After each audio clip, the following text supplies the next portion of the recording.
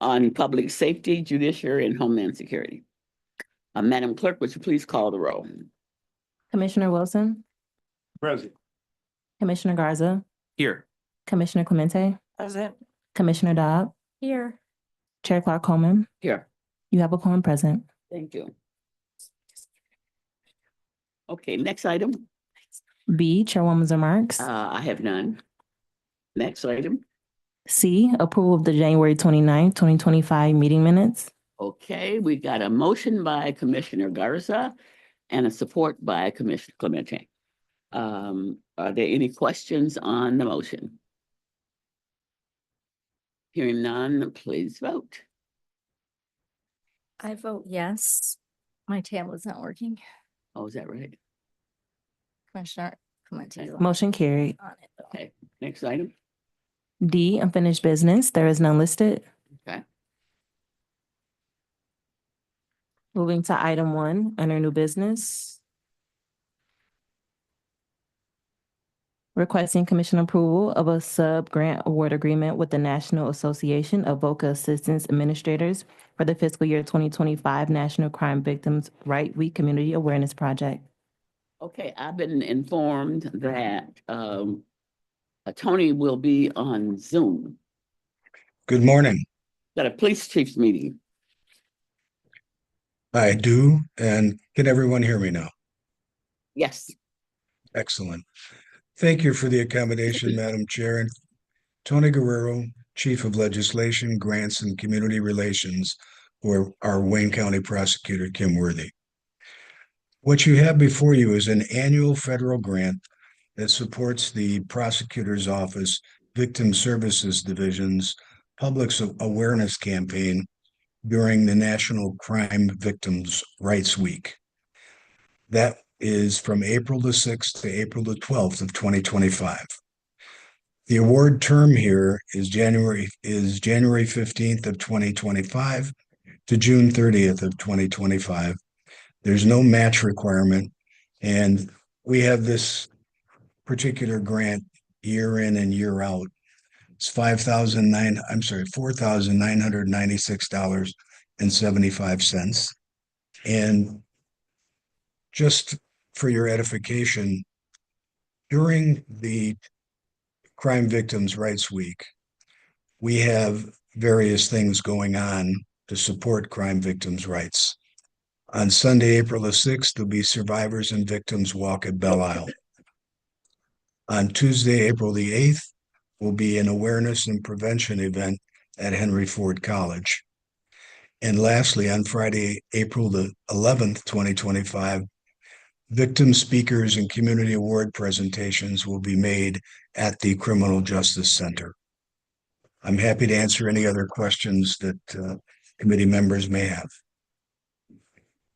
Are there any questions on this grant? Okay, we'll keep on getting them. We don't know how long it's going to last. Amen. Okay, so we have a motion by Commissioner Garza, and it's supported by Commissioner Wilson. If there are no questions on the motion, please vote. Motion carried. Thank you very much. Madam Thank Chair, you, may I Tony. be excused? You may be excused. Tell all the police chiefs we said hello. Will do. Okay. Thank you very much. Have a great day, everyone. Thank you. You too, Tony. Madam Clerk, next item. Moving to the addenda, item 2, requesting commission approval of Amendment 1 to a 3-year professional services contract with 2 one-year options to renew with Freeman Real Estate Management to expand the scope of services and to continue providing property management services at the Criminal Justice Complex and its related parking and warehouse functions. There's a lot of stuff here. Okay. Gracious. Good morning, Madam Chair, Committee. James Heath, Wayne County Corporation Counsel, and I will tell you that despite the fact that this is probably the single longest description I think I've seen Me too. in a long time, this is an easy discussion. So don't worry, James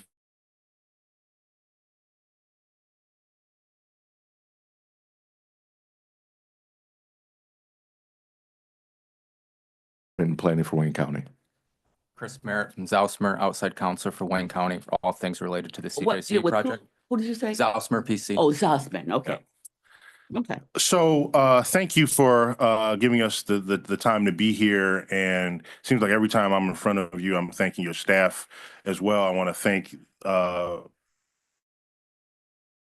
staff. They processed a whole lot of information in a relatively short period of time. They started talking with us about this even before we got everything into the queue, and I think that always helps. And so I want to publicly love on your staff a little bit in front of you for getting us to this point. So thanks to them.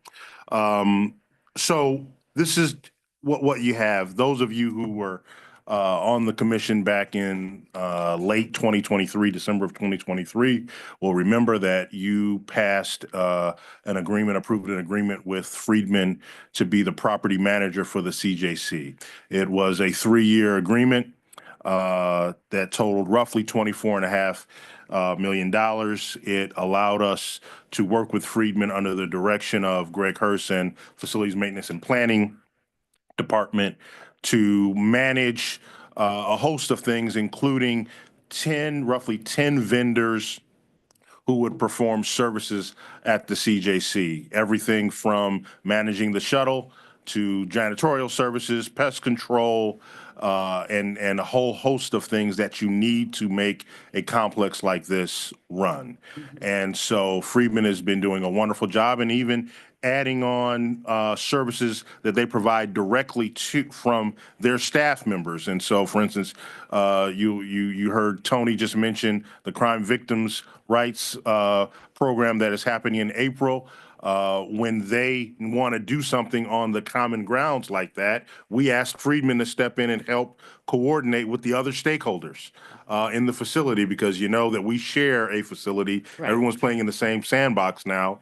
And so Friedman has expertise in event planning and that sort of thing. So I asked them to participate and help with that. Another example of what they've done in terms of traditional property management services is they have a survey out in the field right now in which they are reviewing responses from every single employee who works at the CJC. I promised you that we would run this complex like a real commercial building where we actually have customers. Some of our most important customers are employees.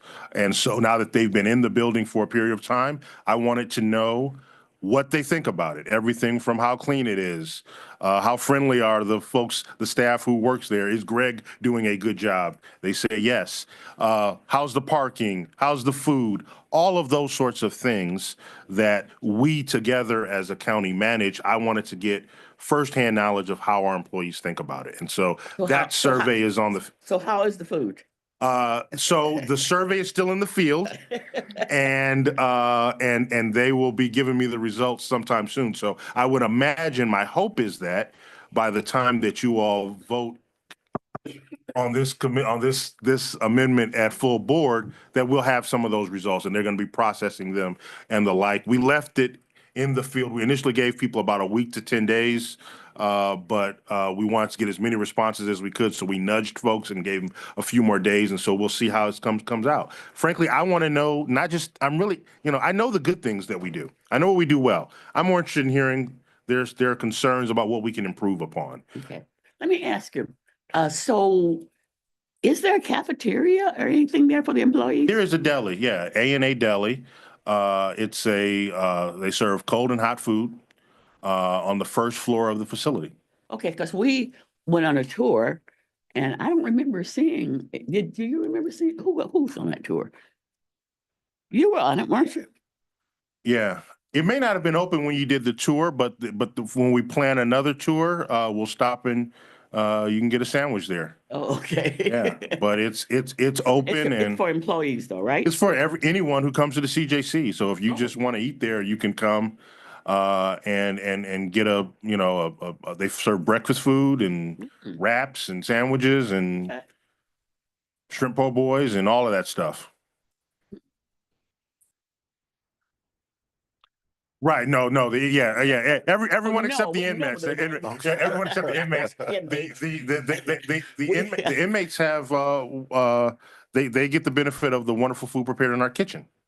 Our state-of-the-art kitchen, that operates, and so, they're taken care of, as well. Okay. So, but that's the sort of stuff that Freedman does. And we wanted to provide services to the public, to our employees, to everyone involved. And that's an important aspect. And I'm so happy that they're there. Let me give you a little bit of timeline. Okay. You'll recall that we took over, the CJC, we achieved turnover, about a year ago, March 18th, 2024. Was when we achieved turnover. So we're coming up on that 1 year anniversary, and the importance of that date I'll talk about in a second. The second major timeline we had was when in August, late August of 2024, when the juveniles and the adults from the 2 detention centers moved into the facility. I will tell you that the day that the juveniles moved in, as I rode by, and I've ridden by that facility a million times since over the last 6 or so years. But the first night that the kids were in there, I got a lump in my throat, because now it's not just academic. It's not just a construction project anymore. It's a place where people are living. And that just heightened the importance for me, Greg, Chris, about our responsibility to make sure that place is as safe as possible for the folks who are there, especially our most vulnerable people. And so that happened in late August, followed by the adults who in the adult detention facility, they moved about 1,400 inmates over the course of 2 days. The sheriff's department did it, and it went off without a hitch. About a week later, just after Labor Day, September 3rd, we opened to the public. And that was the first time members of the public got a chance to come in and see, and there was no dry run opening. They started conducting business on day one, and parking in our free parking lots, walking up and down the halls of our courts, visiting inmates, conducting all of the sort of business that our stakeholders do in that building. And it was a rush, I will tell you. Now, we've learned some lessons from that time period. Like the shower heads, huh? Well, and I'm going to get to that. I knew that's number 3. That's number 3. But the first thing I'm going to talk about are things that we expected. You all will recall that sheriff's department, clerk's office, other stakeholders came to you and said, "Commissioners, there's changes that we would like to make with this facility." And by changes, I mean things that were not designed, but additions that they had made as they started to get in there during transition and figure out what needed to be done. And I drew a line in the sand and said, at some point, we have to stop. We can't make any more changes, because we got to get to the business of moving in. Right. And so what I promised our stakeholders was that if they trusted me and would give me their list of items and trust me enough to put them on hold, that they could rely on the fact that we would give them the review that they needed. Didn't promise that I would be able to do everything, because there's a cost benefit analysis that we have, but that everything would be considered and giving it the due that we did. They were true to our word, and we tried to be true to ours. And so there are certain projects that we would gave a green light to that were extremely important. So you recall the court said that they wanted to change 2 non-jury courtrooms into jury courtrooms. The sheriff's department said that they wanted to change the exercise equipment area within the housing units, and they wanted to put up basketball rims where they were going to have body weight machines and those sorts of things, and the associated construction with that. Freedman helped us tremendously with keeping our word, because they managed the construction of those projects. And that's important, because the timeline is instructive. It happened during transition. So at the same time, we had all of these employees moving in to the facility, getting acclimated, the same time that Greg and FMP were responding to emergencies and things that need to be repaired, getting acclimated and doing all those sorts of things, we had Freedman, thank God, to help manage the construction of those projects that our stakeholders told all of us that they needed. And so that's something that was expected, and that those projects have been completed Okay. and everyone's happy. That's expected. But there are things that you mentioned, Chairwoman Clark Coleman, that were unexpected. Literally on the day we started, on the day we started moving in, sprinkler heads started breaking. And, you know, you can imagine the cells where we have sprinkler heads up on high. These sprinkler heads are designed so that if they detect smoke or fire inside of a cell, that they automatically start shooting out. And they spew water. They work well in that regard. They spew water out into the cells. I didn't know this before. They didn't teach me in law school that water runs downhill, so that when we have a flood on floor 5 in a cell because water's spewing out, it actually goes down as well and gets into areas that that we don't intend for the water to be. And so we had literally a dozen within first several days of moving in. At a subsequent meeting, I'll talk to you about what we're doing about that And these and were, who's responsible for that. so that this was a sabotage, wasn't it? This was inmates causing Yeah. purposeful damage to the Yeah. sprinkler heads. Yeah. That's exactly what it was. And so a few things had to happen with that. Number one, we had to clean it all up. And so literally the weekend before we opened, so Labor Day weekend, Greg got Friedman on the horn, and they got emergency remediation companies, Belfour, I think it was, Belfour. to come in and do all of the cleanup that had to happen so we could open the facility in a responsible way. That was something that we did not expect, but I'm thankful that we had Friedman on board, able to do that. The other thing that they did with respect to the sprinkler head specifically was they were able to go out and purchase a new sprinkler head, Right. a sprinkler head that, stay tuned, we're going to talk to you about what we should have had in there. That's a whole nother story. But the sprinkler heads that should have been installed in the first place. So instead of having to wait on the general contractor, wait on the architect, wait on Bedrock, wait on anything, we were able to get those sprinkler heads into the county so that Greg and the tradespeople, the plumbers, were able to start installing those things. And I'll tell you, we've not had one single break since we've gotten those new sprinkler heads. That's just an example of what we've been able to do in partnership with Friedman. We had toilet overflows that were, and I will say it in the most tactful way I can, that were the result of remnants from the construction project.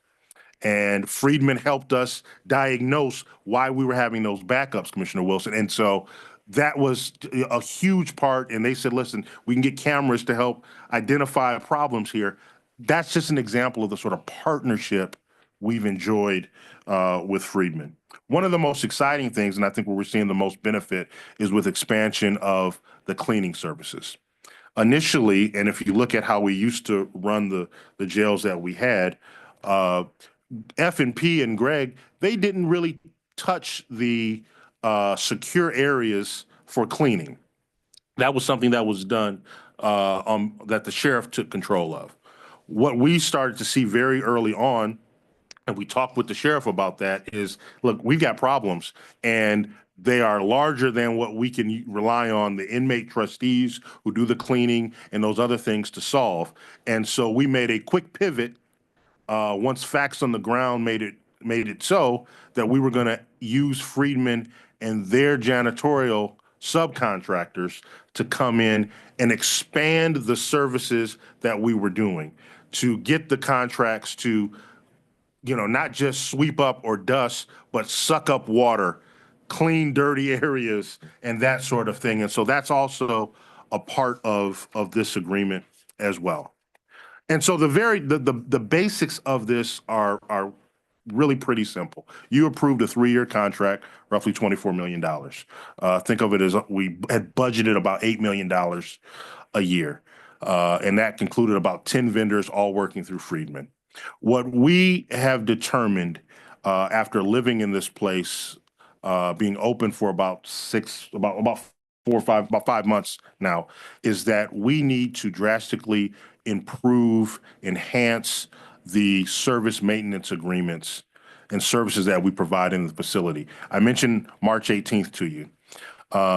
March 8th, we have a 1-year agreement with Barton Malo where they would help us with fixing any problems that come up that arise within the facility. So if we have a problem with the HVAC or problem with a door or problem with whatever it is, we have a one-stop shop for a year to go to Barton Malo and say, hey, get your sub back here to fix this, right?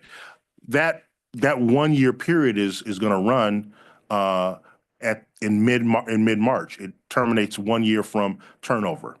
And so what we have determined that there are several important systems that we need enhanced services on, and there's several of them. First, I'm going to talk about HVAC.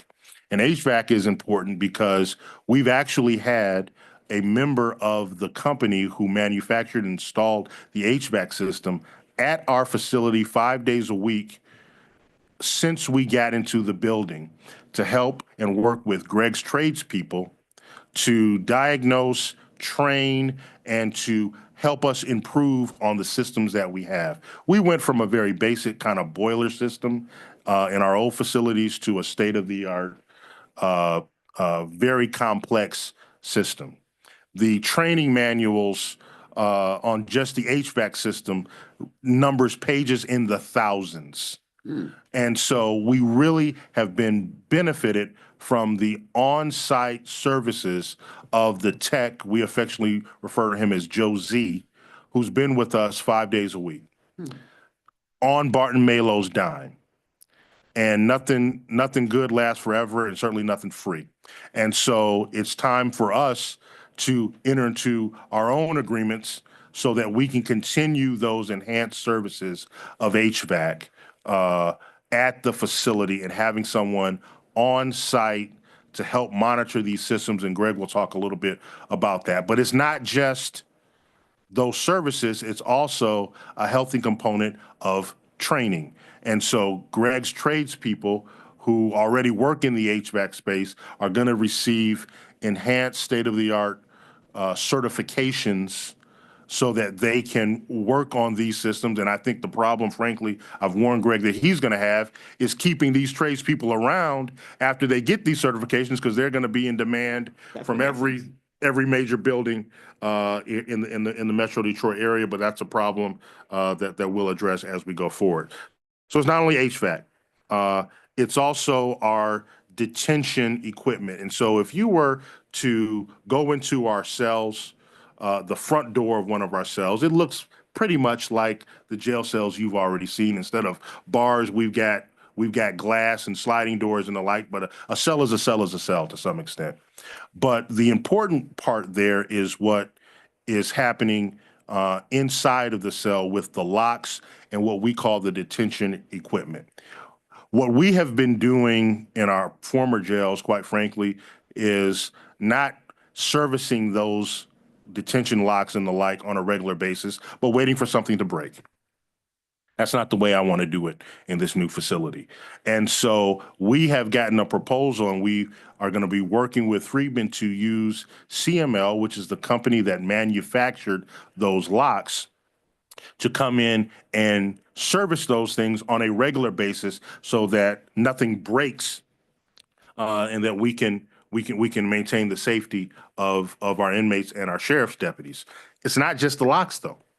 There are a host of bolts and other things that are locked down in that cell to hold up the bed, that hold up the tables, the desks, the toilets, and all of those things that secure the electronics within the cells that we need to make sure are also literally lock tight.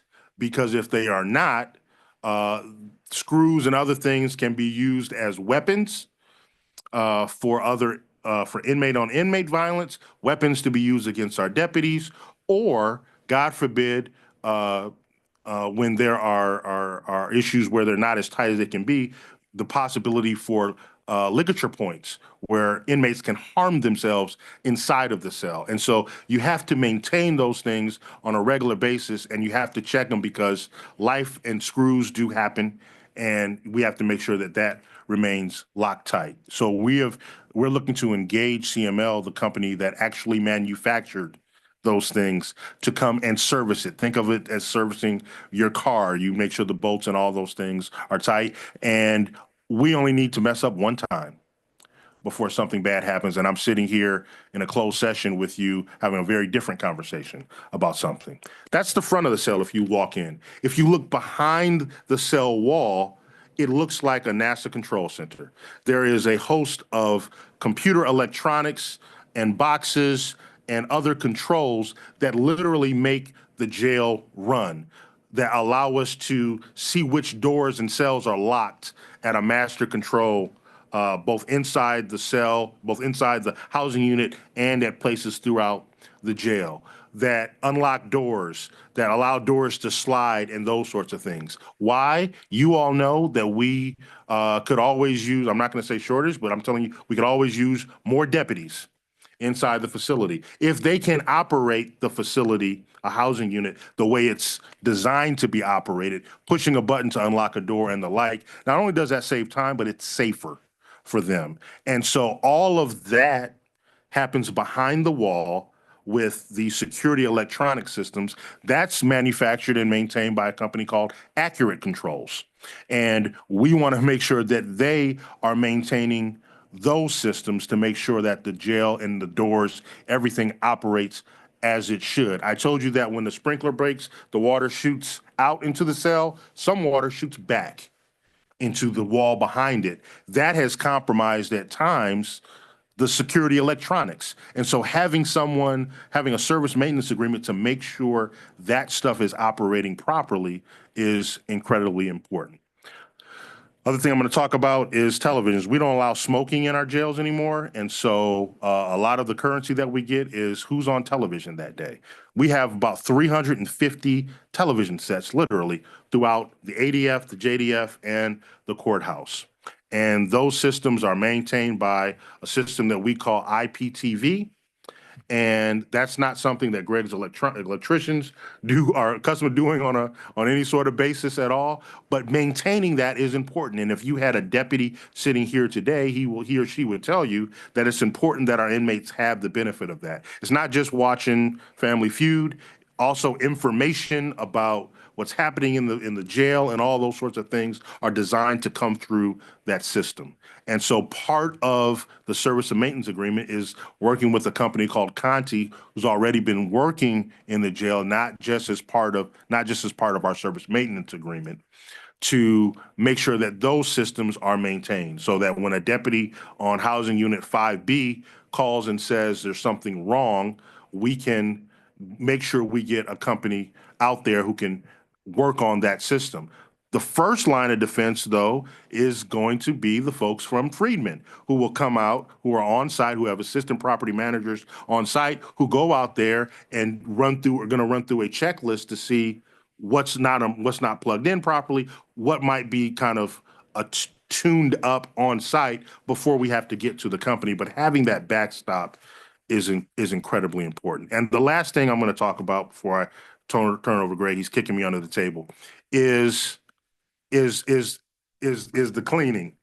And we are enhancing the sort of cleaning that we're doing. The best thing about having a jail where we have 600 or 700 open housing units is that we can move inmates from place to place. What we want to do is have a yearly refresh of every cell at this facility so that we can come in steam clean, power wash, painting, checking those detention grade areas and the like that I discussed. That's important so that we can keep each cell looking, to the extent possible, brand new. And that's a part of this process. These are things we've never done in our jails before. Mm-hmm. And this investment, based on the partnership that the executive office and the commission have had, this is an investment that will protect what we have achieved so far. And with that, I'll be happy to turn it over to Greg and take any questions that you have. Thank you so much. Before Greg starts, Greg, he mentioned tradesmen. Yes. Are these tradesmen are these county employees? And so, Commissioner, I'm glad you mentioned that because that's where I was going to start. Okay. all of these services still allow, and they basically run in tandem with what facilities is doing on site. So for example, we have a full house of skilled tradesmen, from carpenters, plumbers, electricians, refrigeration, and the like. And these are county employees? Those are all county employees. And what we're responsible for, as we did with the other buildings, if something broke, we fixed it. What we're doing now that's a little bit more, I say new and improved, is we're moving from buildings that were an average of about 60 years old to now this complex that is brand new. And then James mentioned, we went from old boilers, which were a little more simple to operate, to now everything is electronically communicated throughout the area. So we're literally looking at a computer screen every day, day in and day out, to ensure the heating and the air conditioning is adequate in all areas of the building. No longer are we going to a particular wall and touching the thermostat. This is all digital. And what that means for our trades is, the one thing I will have to look out for, the certifications, right? We speak to that. There's truly a certification that our trades are going to take advantage of a training for, to understand just the software that we're using within this new system. That is huge. Anytime we have an issue with one of the HVAC units, the trades are on site taking care of that. One of the unique things that we've had when we talk about Joe Z, if you will, is there have been issues that we've had throughout, and really understanding and being able to function 100% confident that we know every aspect of this system. We're working with Limbach and Joe Z to make sure that that's something we can build ourselves, up to. I would say all of these services didn't really reside within the F&P department previously. They could have been with other departments. What we've learned is not only are they necessary, but I feel it's necessary for them to exist in a one-stop shop as well. So then you have facilities management and planning, who is overseeing not just what the trades are doing with all of our mechanical, electrical, plumbing, and our overall safety systems. Now we have the addition of the manpower from Freedman, who's providing their expertise. So now I have a watchful eye, and building my capacity as a team to manage now we're doing the snow, the landscaping, the janitorial, and not just the janitorial, but to James's point, the increased janitorial. Now we're looking at, we were able to expand under this contract to a more robust janitorial company, which allows us the expertise of more deep cleaning. So any biohazard issues that you could have with any housing unit, we're now able to take care of that, and that's no longer the responsibility of any other department. Now, we've accepted that and said we pushed actually as a department to take on those things, which leads to the capabilities of having someone 24/7 on site, so we don't have to utilize an outside company like a Belfor. So now through the partnership with Freedman, we have the team on site, we have the materials on site to do the cleanings, and now we have a plan of action moving forward to clean areas that we've never cleaned before, to ensure that not only is the facility clean, but we do the refresh once a year in all the cells. So we tie that with our preventative maintenance that the trades are doing. So we're looking at from locks to windows. We're looking at the paint in the cells, refreshing that, refinishing floors as necessary. All those different components that make up the functionality within a housing unit. Between this contract and our in-house trades, we're looking at all of those items. And we're looking at it from the point of view of being proactive versus reactive. And that's what this allows us to do, is continue to move forward and be proactive and create that culture so that, 5, 10, 15, 20 years from now, this building still looks the way it does today. That's the goal. Wonderful, wonderful. Commissioner Wilson. Thank you, Madam Chair. First and foremost, you two gentlemen are awe-inspiring speakers. Very articulate, very eloquent, very voluminous, if you will. Having said that, looking at this information I have before me, from $24 million to 55, million, 120%, 126% increase. Somebody underestimated big time. And when I say that, I mean this. You talked about the cleaning. There's $1 million extra. Toilet paper. Somebody underestimated about $250,000. I can go right down the list. Probably can take me into infinity. But at the end of the day, I understand that we have to maintain this CSJ facility, and I understand that it was even I think the costs that were originally were estimated were way below what the eventually costs of the citizens of Wayne County. So as we all are here sitting as stewards, if you will, over the taxpayers' monies, I just see a lot of monies here that sort of confounds me, if you will. I know that we approved a budget for $2.3 billion, and it seems like everybody and their mother is looking to get in line to get some of that. And obviously, there's a reason that we approved $2.3 billion, but if we look at projects like this, and I know it's worthy and it's needed, but I ain't trying to go to jail to get a steak. I ain't trying to go to jail to get a full-fledged meal. We don't want to make, and I know that's not what you're trying to do, but at the end of the day, is it attractive to go to jail? I mean, I can get a steak. You said there's a kitchen and a cafeteria and all that great stuff. I've never been in jail before, except for to take a few visits, but it's not supposed to be enticing, obviously. It's supposed to be a deterrent for people breaking the law. And so we have this state-of-the-art criminal justice system that I haven't viewed yet because I've been on the commission for about 38 days. But I do look forward to visiting the facility and taking a look at some of the things over there so I don't misspeak. But I say all that to say this. These are very, I guess, grandiose ask, if you will. This type of money, when you talk about 126% increase in the budget, absolutely astronomical. But again, if we're trying to do state of the art, obviously these costs probably can be justified. But again, I just have a slight problem with all of this, all of these miscalculations, all of these the shortcomings that we estimated from the outset, and now towards the end, we're asking to increase the budget by 126%.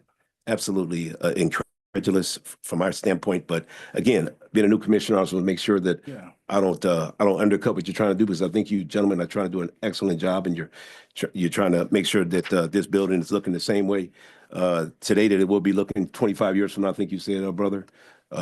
Heck, I wish my house was like that as well. You know, it don't look as good as it did, and I don't know how much money I'm going to invest in it before I get me a new one. But I do appreciate what you all are saying. But it's just something that kind of had me perplexed. But I'll end it there. Okay. Thank you very much. Let me say a few words. Yeah, thank you, Madam Chair. Thank you. Commissioner Wilson, we lived through some hard times Yes, ma'am. with the previous jails. And hopefully we learned lessons from that, because when it fails, we're under the hammer. I hear what you're saying about perhaps we are making it too easy to be an inmate. However, we are under federal guidelines, and we have been under federal guidelines for a number of years to make sure that we are treating them humanely. And I think that that's our objective, is to treat them humanely. I would suggest, and I had an eye opener when I went to the facility. I think we all did. It's massive. It's massive because when I thought that I was going to walk into a facility where you go in each building, you enter outside from each building. What I discovered is that you can enter those different buildings from inside one building. And there was another thing that really impressed me. if the power goes out throughout the whole county, state, whatever, the grid, remember what happened before? They're self-sustaining. They've got their own power grid. And I would venture to try to describe it as a Generac. Only Big 500, Generac. 500,000 times the size of my Generac.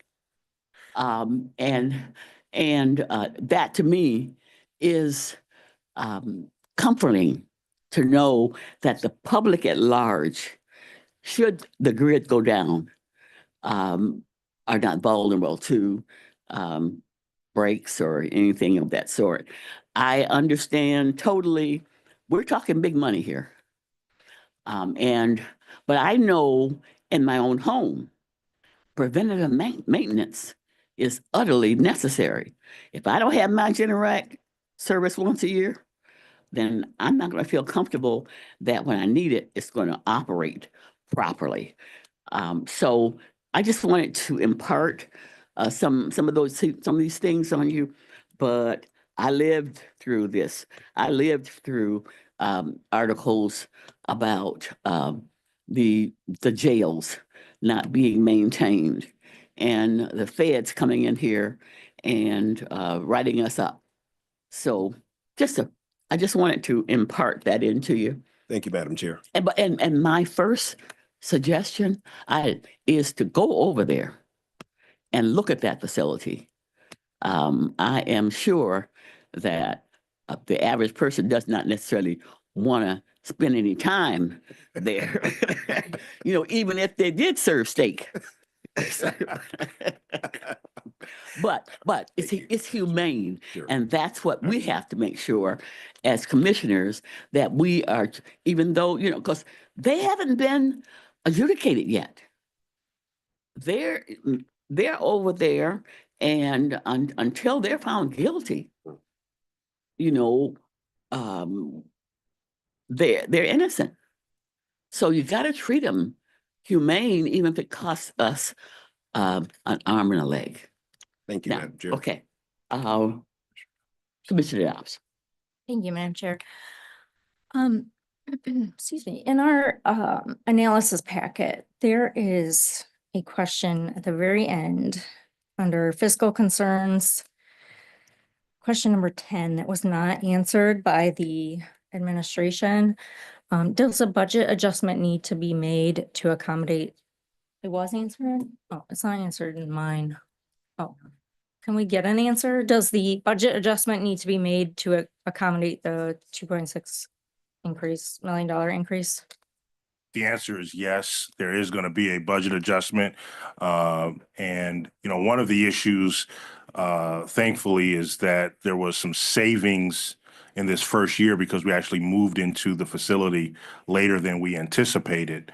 And so FMP is working with M&B to make sure that the appropriate budget adjustment, if this contract is approved, is submitted before the commission. So there will be a budget adjustment. And then in subsequent years, part of the budget that you all approve in the normal course will include those years. Okay.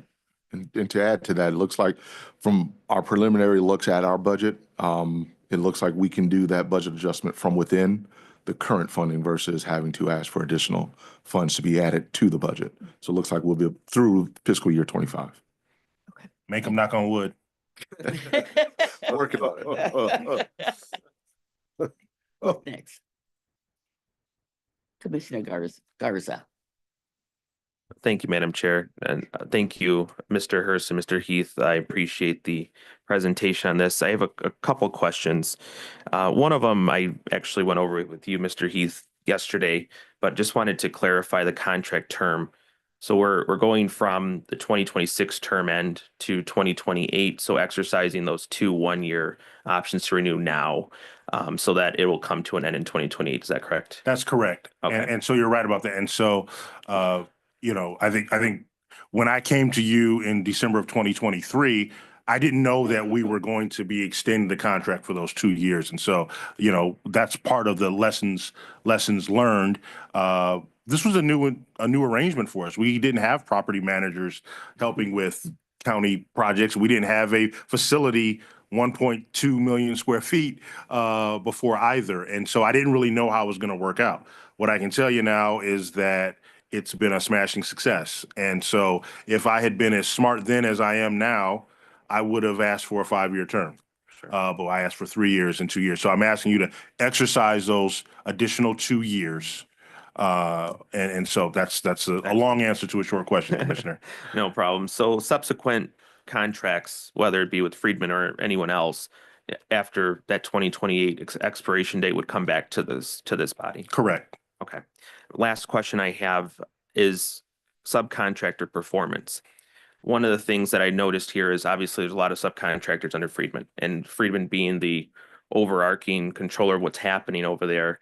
I think my question is how do we hold those subcontractors accountable, and what are the remedies that the county has to make sure that we're holding contractors accountable, whether it be Friedman or subcontractors under Friedman, to make sure that they're performing correctly. And there's a lot of them. So I wanted to make sure that we have that conversation on how the county is protected in this when we're looking at so many contractors. So I'll ask it on the macro level with respect to Freeman, and then I'll let Greg talk a little bit about how the subs are managed. But if the county determines at some point that this is not working out with Friedman, we have the option to terminate the contract, and that's not unlike the other contracts that you enter into.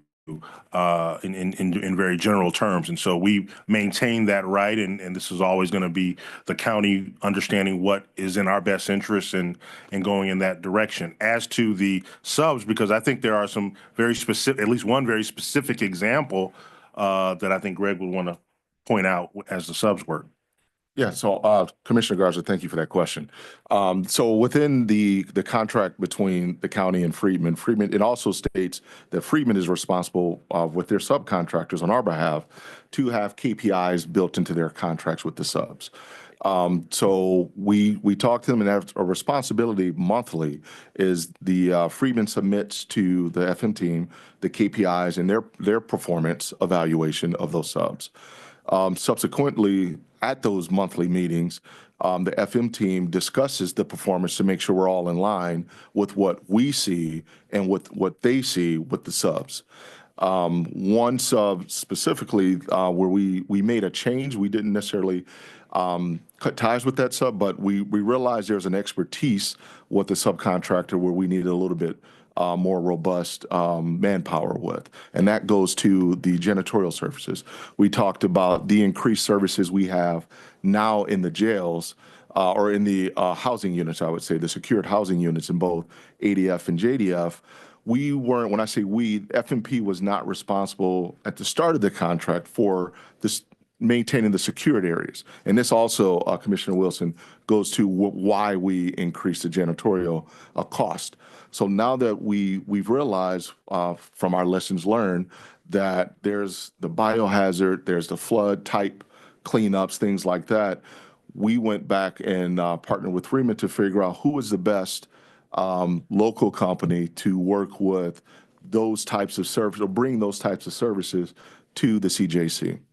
And so with that, based on the KPIs, our needs, and then being, responsive, we were able to leverage an additional vendor to come in and provide those services at the CJC. So that's one example of the FMP team managing the contract with Friedman, and Friedman, i.e. managing their subs based on the language built into the contract for the checks and balances to ensure that we're receiving not only adequate services, but services performed at the expectations that we're looking for.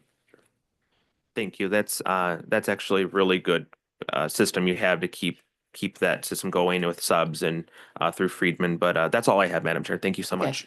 Felicia, our general counsel would like to weigh in right now. Through the chair to this honorable body, this is somewhat of a follow-up to Commissioner Garza's question, takes a little of my thunder, but This matter was discussed at COPS committee yesterday, but it's before this body for a vote. And one of the concerns and recommendations out of that body, out of the committee from yesterday, I wanted to run by you all since you will be voting for it. And it's as it relates to the subcontractor. So the unique aspect of having a property manager is that those contracts don't go through the county's normal process and they don't come here before you for approval. And so while when you approve this contract initially, there were 10 subcontractors, they're proposing to add 14, which would mean 24 potential contracts that wouldn't come through this body.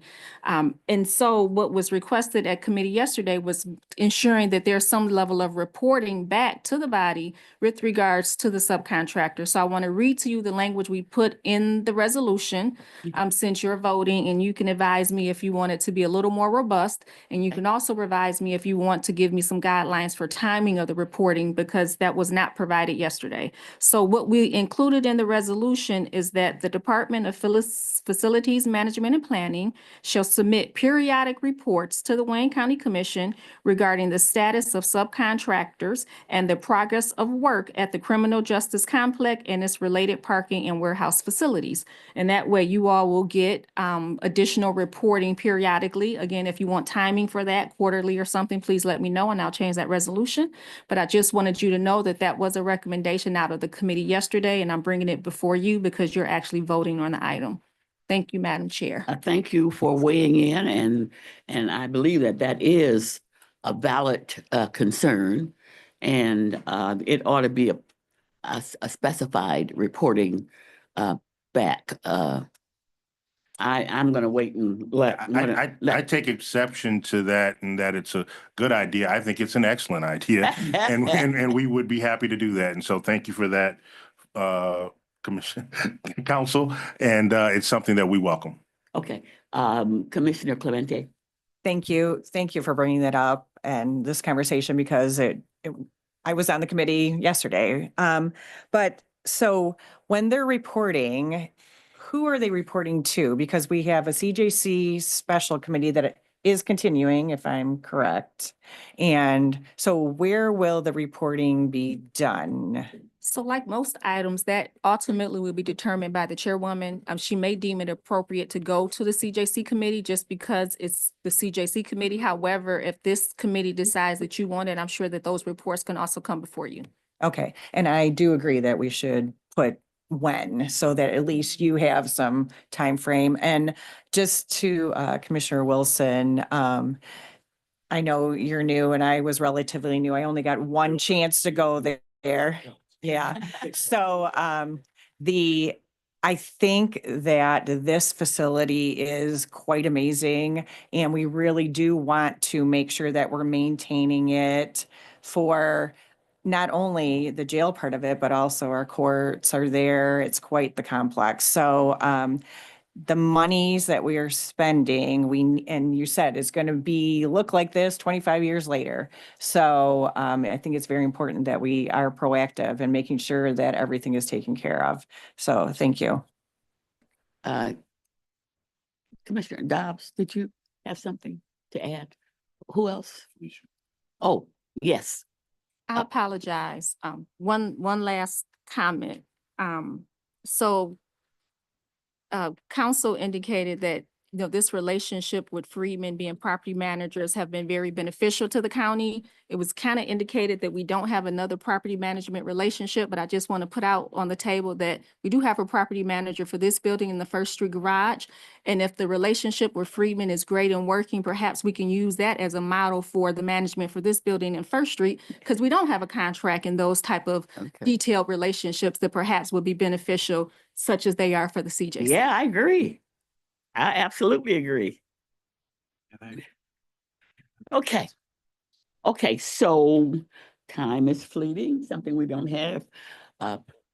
Madam yes, Chair, yes, I just wanted Commissioner to Garza. make sure, because I know that right now it says periodically, which is ambiguous, to putting a time frame, whether that be quarterly or every 6 months, to report on this, so that there is a specified time to do that. So what would be the suggestion of this body about the timing, reporting, the time that we request to report?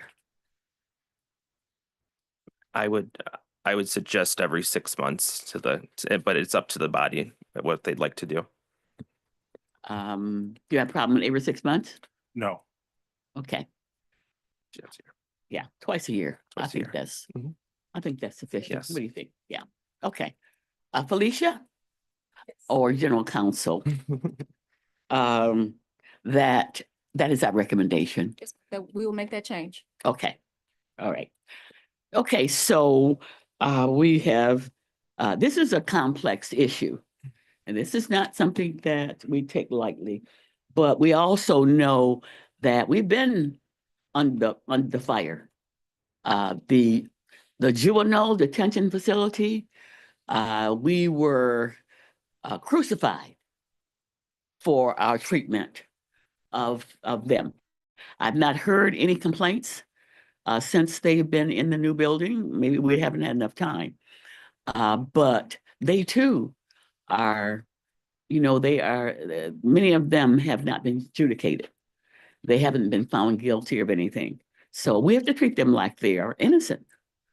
And so this is an investment that I feel that we're going to have to make to make sure that we're not, the feds are we still under court order?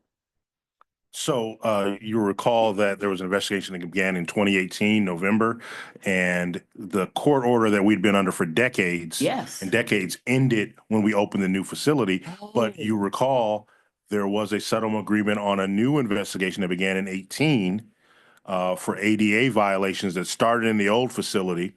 And the DOJ has not, we convinced them not to start monitoring until 6 months after we got into the new facility because we needed to learn the place and the like. And so the feds are involved with us, and that's a process being spearheaded by HHVS. So they are coming to look at our facility. And so that's another reason why we have to make sure that we are meeting the highest standards to meet our obligations to the Department of Justice. Okay, so I just want to thank our staff for being available and being on top of this. This is a very important issue.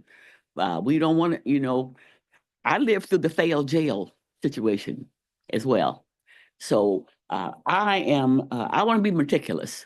I want to make sure that the investment that we made using our taxpayer dollars to create this building, the complex, that it remains in the condition that it's in right now.